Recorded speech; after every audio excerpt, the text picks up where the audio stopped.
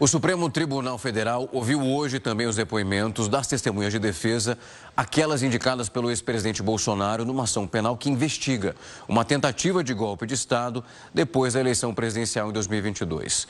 O principal nome que foi ouvido pelo relator Alexandre de Moraes foi o governador de São Paulo, o ex-ministro também da Infraestrutura, Tarcísio de Freitas. A gente vai para Brasília agora conversar com a Ruth Moraes, do Portal R7, que está lá acompanhando os detalhes para saber exatamente o que a gente consegue tirar de um depoimento como esse. Ruth, boa noite para você. Boa noite para você, Algarte, e para todos que nos acompanham. Pois é, o governador de São Paulo, Tarcísio de Freitas, afirmou em depoimento ao Supremo Tribunal Federal que nunca ouviu do ex-presidente Jair Bolsonaro qualquer intenção de promover uma ruptura institucional ou de tentativa de golpe de Estado. Ele explicou que na reta final do governo, após Bolsonaro perder as eleições para o então candidato Lula, que viu o ex-presidente triste e resignado, mas que ele não tratou aqui sobre ações golpistas. Tarcísio foi ministro do governo Bolsonaro entre 2019 e 2022 na pasta de infraestrutura. Além dele, hoje o STF ouviu outras 7 testemunhas da defesa aqui indicadas por Bolsonaro. Entre elas, o senador e ex-ministro Ciro Nogueira, o ex-subchefe para assuntos jurídicos Renato de Lima França e o ex-chefe do Comando Militar do Planalto, General Gustavo Henrique Dutra. Ciro afirmou que Bolsonaro ficou visivelmente abalado e recluso após a derrota nas eleições e que Bolsonaro se ausentou das atividades mais diretas do Palácio do Planalto, demonstrando um comportamento introspectivo.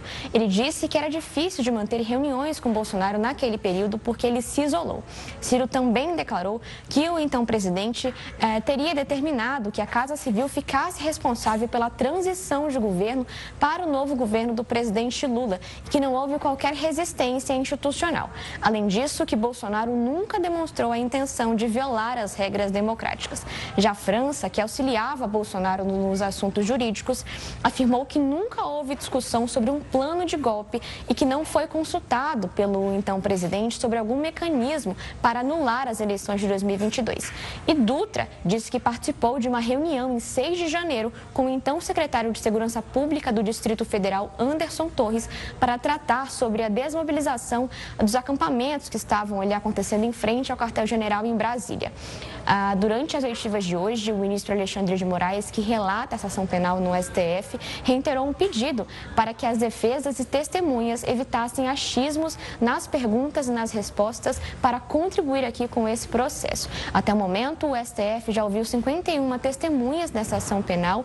Além disso, outras 28 pessoas desistiram e 2 fizeram declarações por escritas. Resta ainda uma oitiva que está prevista para acontecer na próxima segunda-feira, que é do líder da oposição no Senado, o ex-ministro Rogério Marinho.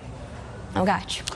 Ruth, a Dataprev, a empresa de tecnologia e também informações da Previdência, informou que aquele atendimento especificamente para os aposentados e pensionistas do INSS nas agências dos Correios, ele está ocorrendo normalmente, sem nenhum problema. Um pouco mais cedo, inclusive, os sistemas do governo federal apresentaram uma lentidão logo nesse primeiro dia de atendimento presencial para quem teve aquele desconto no benefício com uma suspeita de ação hacker, o que era analisado naquele momento.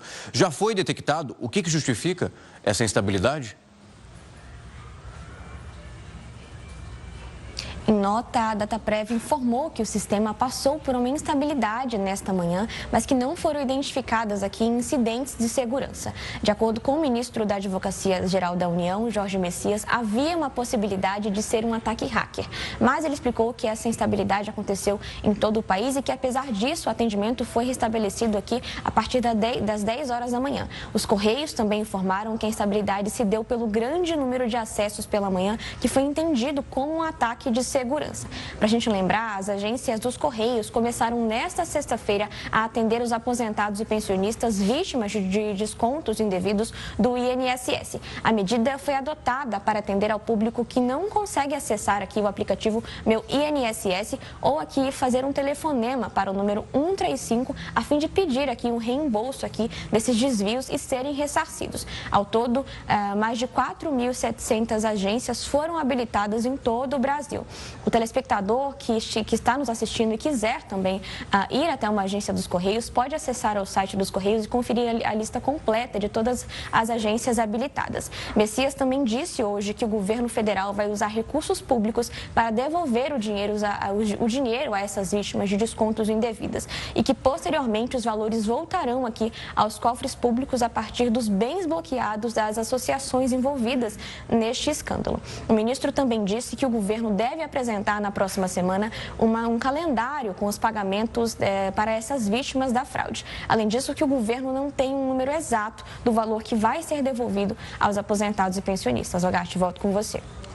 Ruth, obrigado pelas informações, bom trabalho por aí, bom fim de semana. Segunda-feira a gente continua analisando essa movimentação toda em Brasília. Muito obrigado, até mais.